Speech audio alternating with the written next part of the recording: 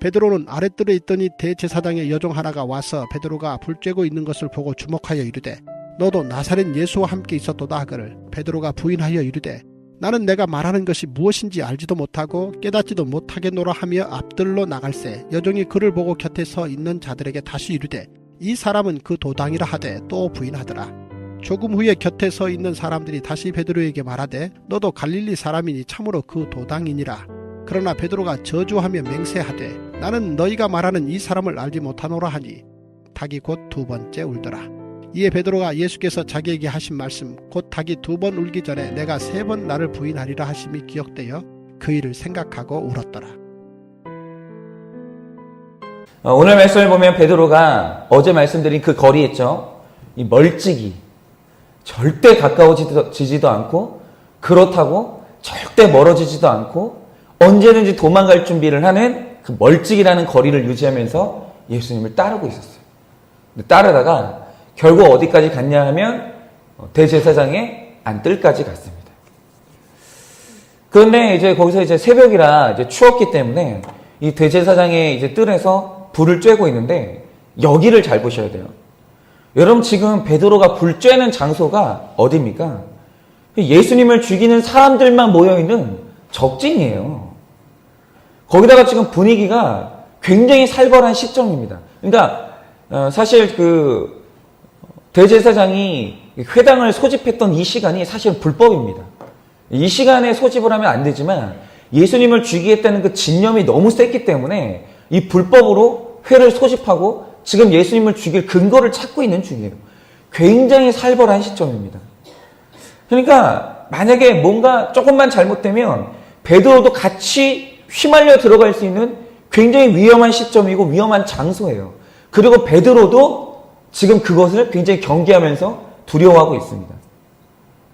그런데 그때 베드로가 이제 불을 쬐고 있는데 그 대제사장의 집에 여종이 베드로에게 다가오는 거예요. 그러니까 뭔가 눈치를 챘는지 저 사람은 누구지? 라고 생각을 했는지 아니면 알아봤는지는 모르겠는데 베드로에게 가까이 다가오는 거예요. 그런데 베드로가요, 이 위험한 장소, 이 위험한 시점에 어떤 한 여종이 다가오는데 신경을 안 써요. 그걸 그냥 이제 불을 쬐고 있는 겁니다. 여러분 이 행동을 한번 잘 보세요. 이 긴장되는 순간에 어떻게 베드로가 이 불을 한가하게 불을 쬐고 있는지 아세요? 이유는 뭐냐면 이 다가오는 여종이 그 존재가 너무 무시가 되는 거예요. 만약에 아마 군인이 다가왔다? 여러분 베드로는요 실루엣만 보였어도 바로 도망갔을 겁니다. 하다못해 같은 종이라도 남종이 다가왔다? 그랬다면 아마 베드로는요 주랭랑을 쳤을 겁니다. 그런데 너무 무시가 되는 여자 중에서도 종이 나에게 다가오니까 집까짓게 나한테 뭘 하겠나, 감히 나한테 뭘 어떻게 하겠나 싶어가지고 이 베드로가요 철저하게 무시하고 그냥 편한 마음으로 불을 쬐고 있는 거예요. 그런데 여러분 이렇게 무시를 하니까 여전히 내려놔지지 않는 이 무시로 계속해서 예수님을 따르고 있으니까 어떤 일이 일어납니까? 그 무시하는 여종이 갑자기 베드로가 제자였던 것을 알아봅니다. 그러면서 이제 다그치는 게 뭐냐면 내가 너를 본 적이 있다고. 너 내 나사렛이라는 촌동네 출신 그 예수의 제자 아니냐고. 너 맞지? 맞잖아. 라고 하면서 이제 다그치는데 여러분 베드로가 그 순간 어떻게 합니까? 네, 아닌데? 나는 네가 무슨 말 하는지 모르겠는데? 라고 하면서 예수님 제자가 내가 무시하는 여종 앞에서 거짓말을 하기 시작해요. 최소한의 양심이 무너져 내리는 거예요. 아니 누가 봐도 지금 내 모습이 당황하고 있고 내가 거짓말하고 있다는 게 다 티가 나는데 살려니까 내가 무시하는 그 사람에게 전곡을 찔렸는데 그 살려고 하니까 너무 비굴한 모습으로 필사의 거짓말하면서 누구를 부인합니까? 내가 그 무시하는 사람 앞에서 예수님을 부인하는 거예요. 그런데 지금 누구 앞에서 이 비굴한 거짓말을 한다고요? 내가 그렇게 무시하는 여종, 그 여종 앞에서 말할 수 없는 수치를 당하면서 내가 무너지는 거예요.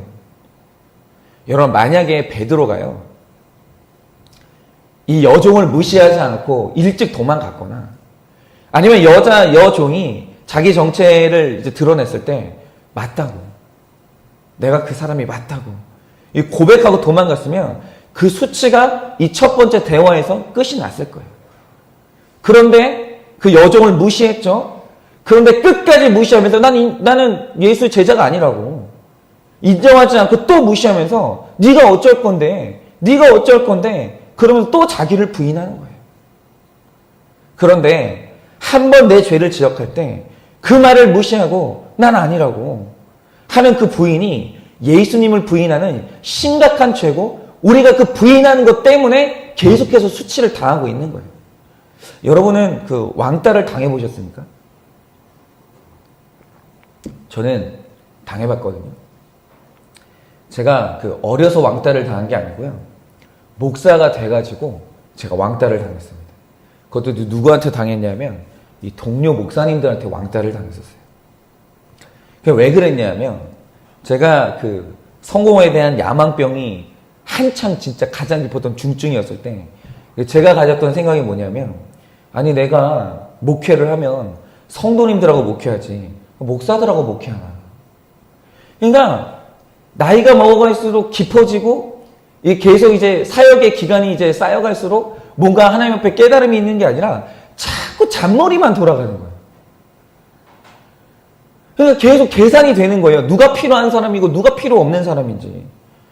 그러니까 목사들하고 보내는 시간에 차라리 내가 성도님들 한 명 더 챙기지. 그러니까 이게 양떼를 챙기는 목자의 마음이 아니고 내 이익을 챙기는 장사꾼의 마음인 거예요. 내가 목사들하고 친하게 지낼 시간에 내가 성도님들 하나 더 챙기지. 그러면서 성도님들만 만나면 간쓸게 내놓을 것처럼 친절한 얼굴하고 그분들 마음을 얻으려고 제가 애를 썼습니다. 그리고 늘 만나면 부드러운 말, 긍정적인 말만 하고 다녔어요. 그러니까 늘 계산하는 게 그거예요. 내가 저분을 사정을 아는데 저분이 진짜 지금 듣고 싶어하는 말이 뭘까? 저분이 지금 나를 마음에 들어 하려면 내가 어떤 말을 해야 될까? 항상 그것만 뭐랄까? 그러니까 제가 하여튼 뭐 장사꾼의 마음으로 사람을 대하는 거죠. 왜요? 제가 목회를 하면 나한테 도움을 줄 거라고 생각하는 분들은 성도님들이니까 아주 비굴하게 굽신굽신 하는 거예요. 그러면서 목회자가 해야 될 죄에 대한 권면이나 듣기 싫은 말은 진짜 한마디도 안 했습니다. 제가 정말 잘했어요. 그런데 내 머릿속에서 내 목회 인생에 쓸모없다라고 하는 동료 목사님들을 만나면 성도님들한테 잘하려고 에너지를 다 써서 목사님들하고 교제한다든지 함께 식사를 한다든지 그런 노력을 전혀 안 했어요. 왜요? 내가 당신들하고 목회할 거 아니니까. 철저하게 무시를 한 거예요, 제가. 필요 없다고. 그런데 여러분, 제 무시를 상대방이 모르겠습니까? 다 알아요. 여러분, 내가 무시하잖아요. 상대방이 나만 모르죠? 내가 숨기는 것 같죠? 다 느껴요.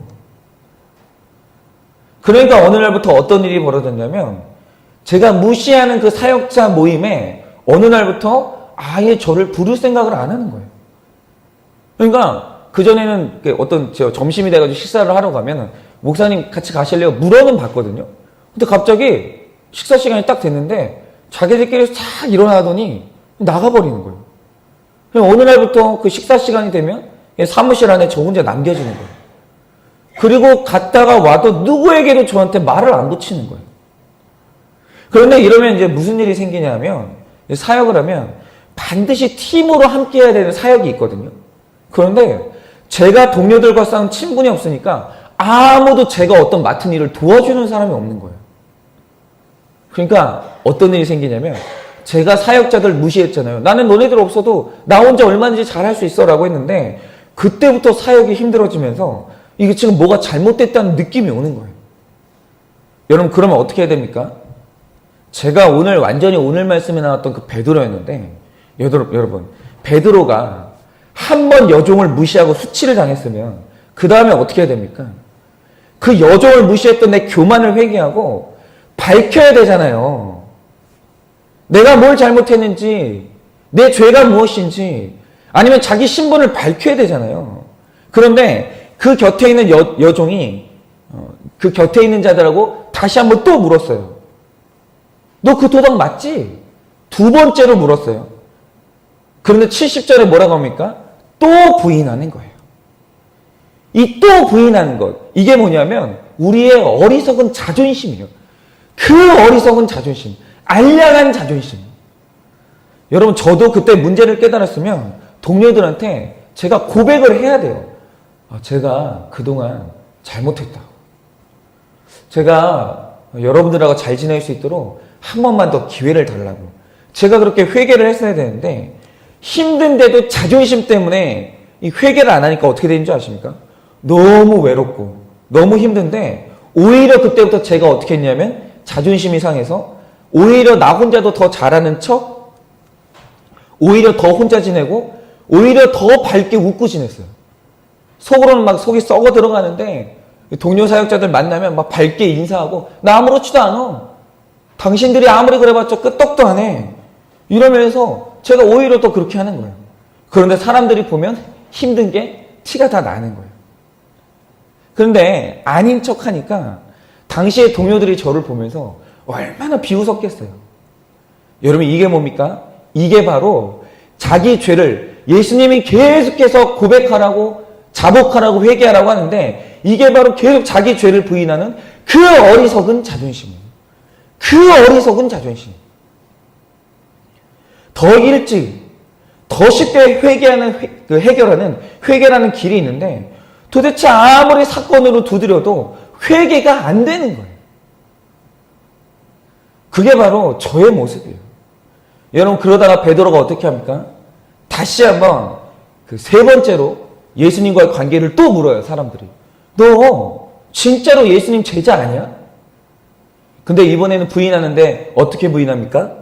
저주를 하는데 맹세를 해요. 저주를 하는데 맹세까지 하면서 예수님을 부인해요. 그리고 그 자리를 빠져나옵니다. 그런데 이게 죄인인가 봐요. 저도 똑같이 그랬습니다. 제 죄 때문에, 그 교만 때문에 그렇게 힘들었는데 결국 자존심을 안 꺾어서 회개를 못하니까 제가 결국에 어떻게 했는지 아십니까? 나는 잘못한 게 없다고. 여기가 이상하다.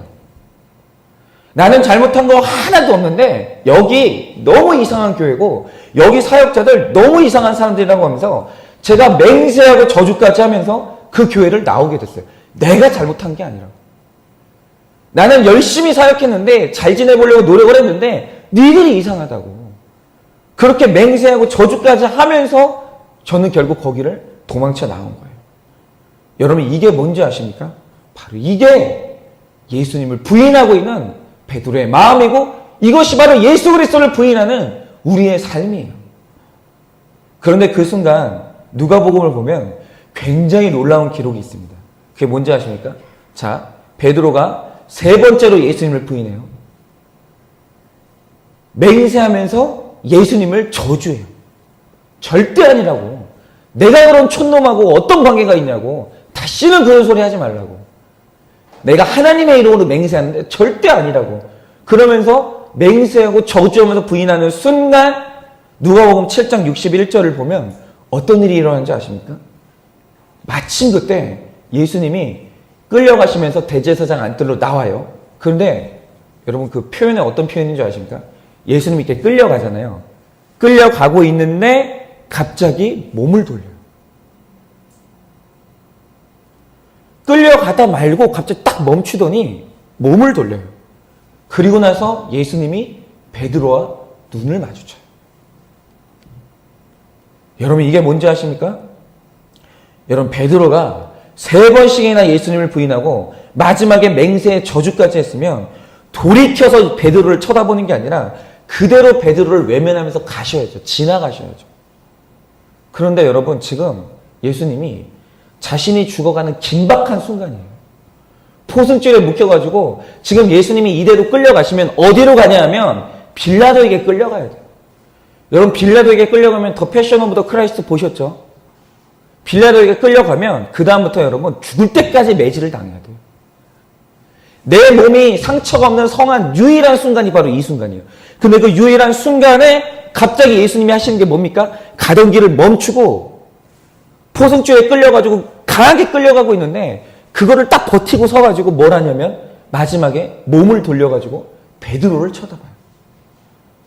그 긴박한 순간에 베드로를 포기할 수가 없는 거예요, 예수님. 그리고 그 마지막으로 베드로를 돌아보면서 회개하고 돌이키라고. 너 절대로 그 상태로 거기에 머물러 있으면 안 된다고. 너 회개해야 된다고. 너는 가룟 유다처럼 되면 안 된다고 하면서 마지막 눈빛으로 한 번 더 양육을 해주시는 거예요. 여러분 그때 어떤 기적이 일어납니까? 베드로가 그때 예수님 말씀이 생각이 나요. 베드로야, 네가 닭이 2번 울기 전에 너는 나를 3번 부인할 거다.